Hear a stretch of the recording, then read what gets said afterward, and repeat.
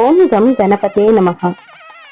తెలుగు రాష్ట్రాలలో కని విని ఎరగని రీతిలో జలకన్య హోటల్ కూకట్పల్లిలో జరిగినటువంటి అష్టసిద్ధి వినాయకుడి కళ్యాణం అంగరంగ వైభవంగా 15/9/2024లో జరిగింది. అయితే వినాయకుడు బ్రహ్మచారి కదా, మరి కళ్యాణం ఏంటి, అష్టసిద్ధులతో కళ్యాణం మాట ఏంటి, బ్రహ్మచారి కదా అనే సందేహం అయితే చాలా మందికి వస్తుంది కదా.